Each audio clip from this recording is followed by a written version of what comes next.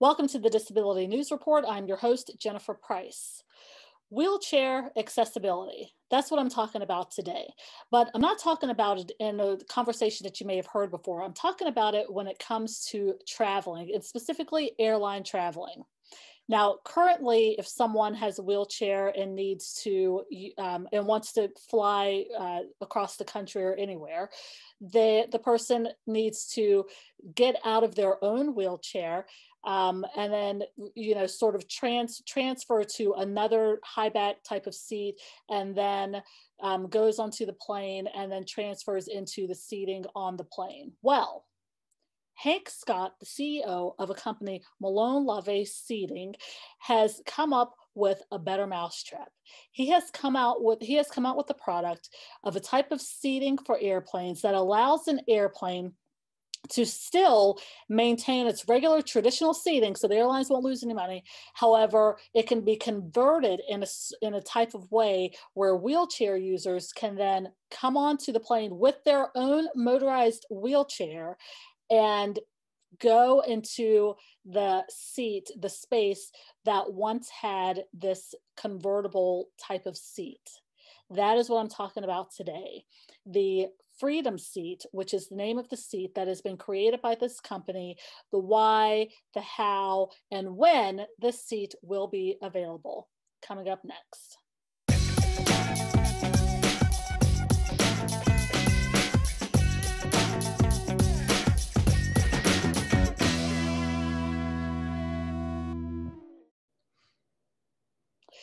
So Hank, thanks for being on the show today. This is great having you on, especially at such short notice. Yes. So talk to me about your company, Molon Labe Seating, rather, in terms of its mission, goals, and even some of the products. So I have a background in aerospace. I flew in the Navy, and I've worked as an engineer at various companies. And I was traveling a lot with Sikorsky helicopters when I was an engineer there. And I always got frustrated at the time it took to get on and off the plane. I always thought a skinny aisle, And so I came up with this invention, and then I just thought I'll file a patent and someone will buy the invention. And the invention was what we call the side slip seat. Now that's an airline seat, your typical 737 airline seat, but the aisle seat would slide over the top of the middle seat when you're getting on and off the plane. The purpose would be to make the aisle wider, not for accessibility, but for the faster movement of passengers on and off the plane. And the financial benefit to the airline is when they're sitting on the ground, they're wasting fuel and energy and power, and they're not making any money. And when they're in the air, they're making money. So the slowest part of getting a plane turned around on the ground is the loading and unloading of passengers, because unlike food and cleaning and baggage loading, the airlines have much less control over that. So that was the original idea 10 years ago. About 6 years into slowly but surely growing the company, hoping that someone would just buy the idea and I don't have to do it anymore. We finally ended up with a certified version of that seat. And the seat has a staggered layout. And the way one seat slides over the top of the other is to make the aisle seat higher and the window seat higher, and the middle seat slightly lower. And so it slides over the top.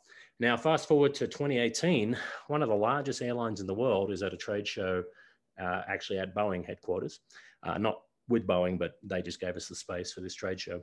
And this, a director from this very large airline, probably the largest, if not second largest in the world, came over to us and said, look, your sliding seat, could you adapt that so that you could put a wheelchair in the space left behind? And my original response was, probably, it's just engineering. But on many domestic aircraft, especially the legacy carriers, the Uniteds and the Deltas and the Lufthansas of the world, the first several rows of the narrow body aircraft, the 737s and the Airbus 320s, they have a pseudo business class where it's a wide double seat instead of a triple seat that you normally get in economy. So what they wanted to do was to take our normal side slip seat and transfer it over into a double. The idea being that with this plush business class double seat towards the front of the aircraft, it's so wide, especially if you include the big center armrest, that when you slide one seat over the top of the other, not just for getting on the plane, but actually lock it in place so that seat is gone from a double to a single, and the space left behind is about 36 inches wide by about anywhere up to 50 inches long. And you could use a docking system similar to, say, the Q-Straint, Q-Lock to dock a wheelchair. So we investigated it, we built a prototype, and we sent it off to this airline. They assessed it, and they're very interested, but Congress got involved in looking at wheelchair restraints on aircraft. And so they set up a committee, and of course, a couple of airlines who had interest are waiting for the outcome of that committee meeting. So we've got a prototype, we've got an idea. It's based on an actual crash-proven design, just a modification of it. So I would say a lot of nuances, but I could say we could have this thing flying with the right amount of motivation within 2 years. Easy, 18 months actually. That's impressive. That's impressive. With the idea started just 2 years ago in 2018. So we could go from within like a 4-year period or so, from product idea to product launch fully. Yeah, if it wasn't for COVID, we probably would have signed with that airline, and we'd be in development right now and probably doing crash testing. And the big hurdle is there's been plenty of designs to allow wheelchairs on planes before, but they all do something similar to what ground transportation does, which is require the airlines to surrender real estate permanently in some way, shape, or form. And the difference with this design is that you don't lose a paying passenger. You have the seat converts from a double to a single. The person sitting in that single who paid for a business class seat has all the same business class seat amenities.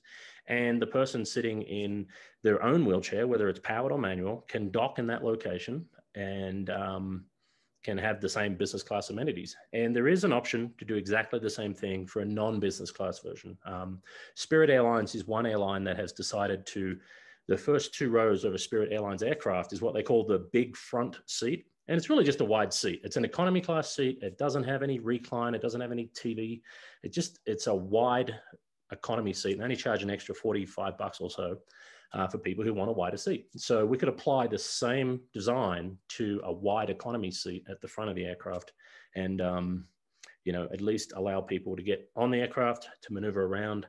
And our ultimate hope is some of the new bathroom accommodations that Airbus and Boeing are putting together allow people on domestic flights to get into a domestic bathroom and be able to use it like they do on some international flights where the requirements are you must have an accessible bathroom. And just so that we're clear, this seat that we're referring to, that you're talking about, is called the Freedom seat.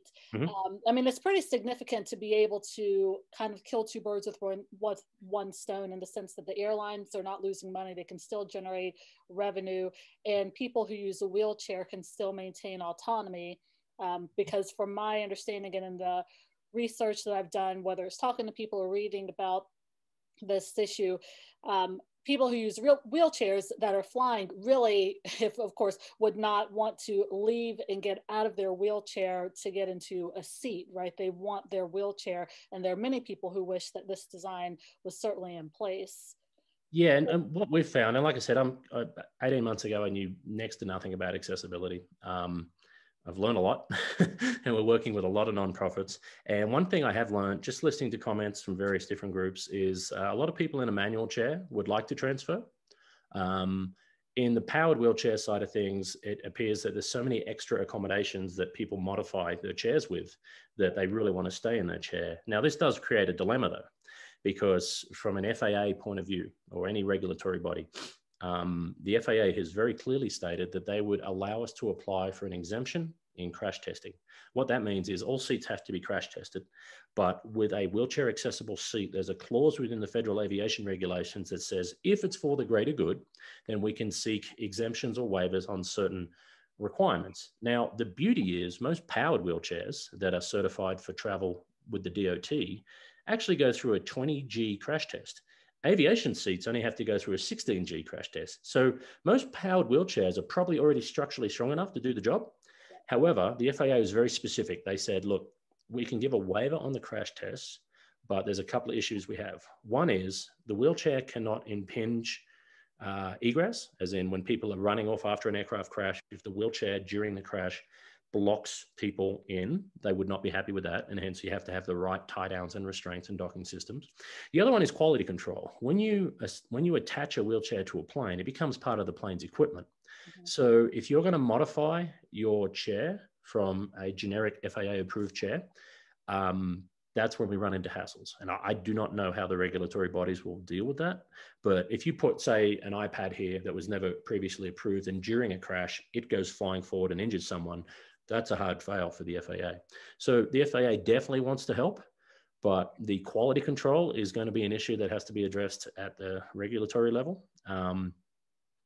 And the security of the chair. And, our friends at All Wheels Up, Michelle Irwin down there, her nonprofit has actually done crash testing already with wheelchairs and shown with various different, not just a docking system, but a couple of extra restraints, that this is not an engineering challenge. It's pretty straightforward.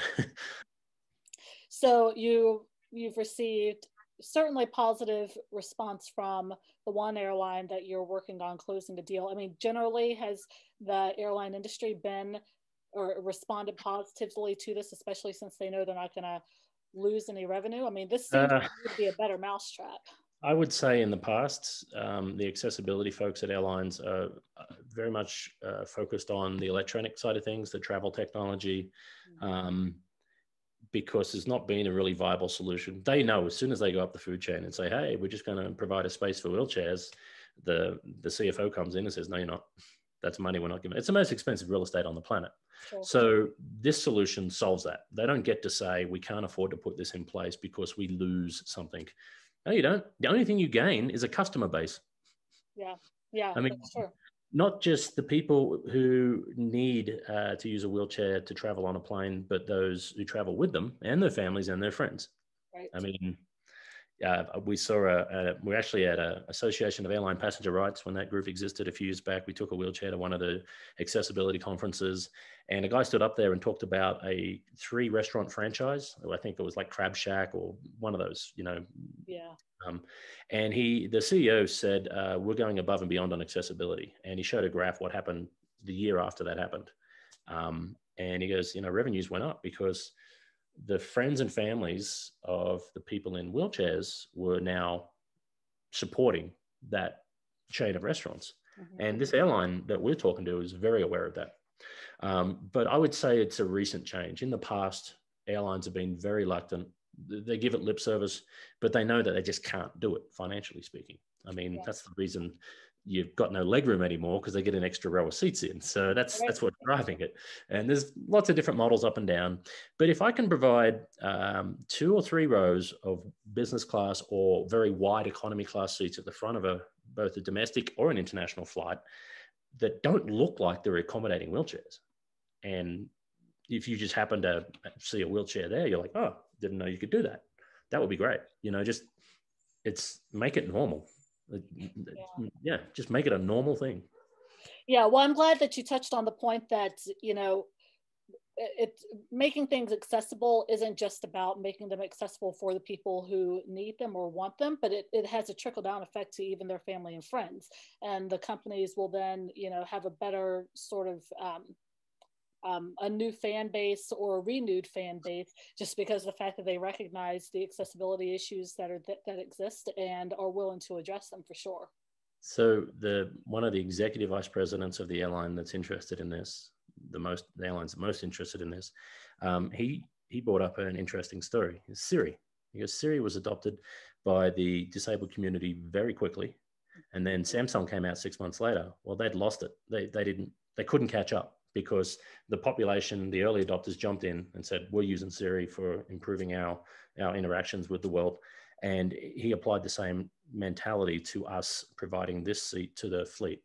And I mean, this is hundreds of aircraft we're talking about. So this is not going to be like, oh, if you happen to fly from New York to Miami and you happen to have the one plane. No, they were talking fleet-wide. Oh, no.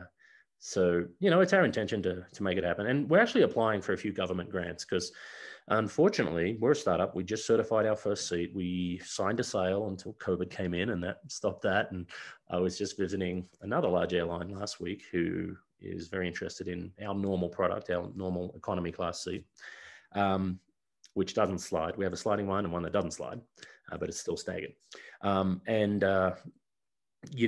That's our focus right now. So we thought, well, it's hard to get any sort of, in fact, I just applied for a grant this morning.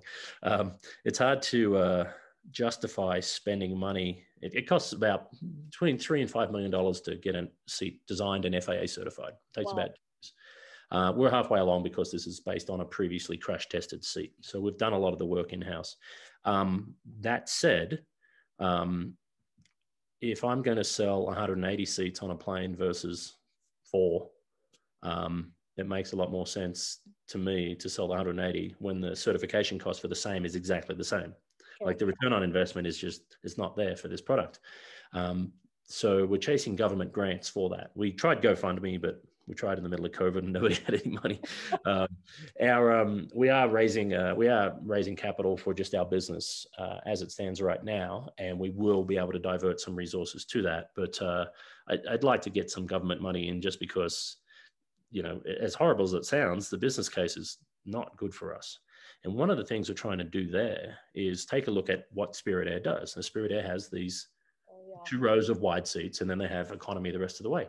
Well, we can provide both of those. So the idea would be to package this up and say, listen, you may choose to never actually use it for wheelchair accessibility, but here's a seat that's comparable with the other seats you're using. It's a double wide, but it just happens to have this little switch here, and you slide it across, and, you know, it is frustrating. I will say in the last 18 months, it's been frustrating to see how much of a fight the accessible community has to go up against, really, to get this done. I don't envy what they're doing, you know. Yeah, it's definitely, I've learned a lot also. It's definitely a constant uphill battle from all the conversations that I've had. And just to put in a Pittsburgh plug, you know, they have Spirit has headquarters here in Pittsburgh. Oh, really? Okay. Yes, right. Maybe about 30 minutes from my house, actually. Well, they have one in Pittsburgh, but if you want free parking, easy in and out of the security gates, so you can just go down the road about 30 minutes here. Yeah, it's funny. There's a group called Wheels, WHILS. They're a startup wheelchair company, and they don't even use the word wheelchair, but it's mobility, I think, is the term they use. Japanese company based in San Francisco, and they're running trials right now on autonomous wheelchairs driving through the airport without anyone assisting. Oh, nice. I could see us collaborating with them so that wheelchair that you use, you turn up at the airport, and you either already have hired or rented or purchased that wheelchair. It has that capability. It maneuvers through the airport based on voice commands or hand commands, but no attendant required. It would be great if there was no transfer required and that seat went straight onto the plane.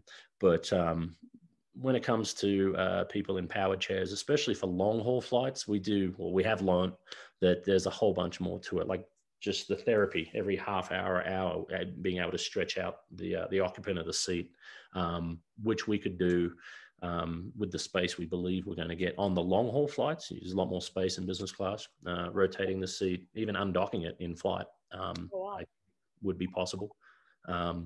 And I'll send you a video of the docking system being used by one of our buddies, and just how it all works so that people can visually see how easy it is. But we know there's an international aspect, or a long haul flight, and there's a short haul flight.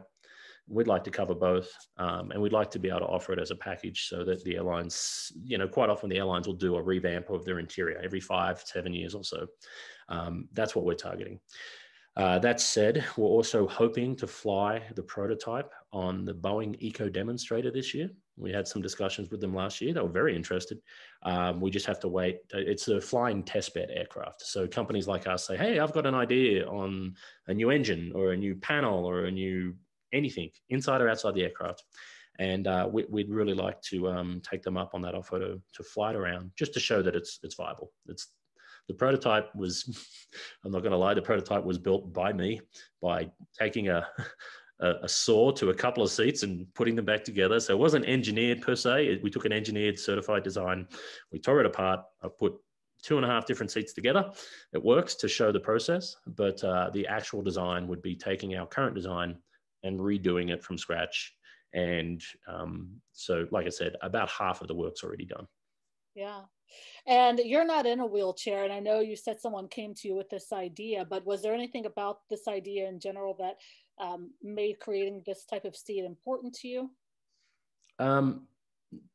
We'd always talked about the original seat made the aisle wider, So that meant one less transfer. So a person in a wheelchair didn't have to transfer into a sky chair and then get pushed down the aisle. They could actually stay in their own wheelchair until they got to their seat.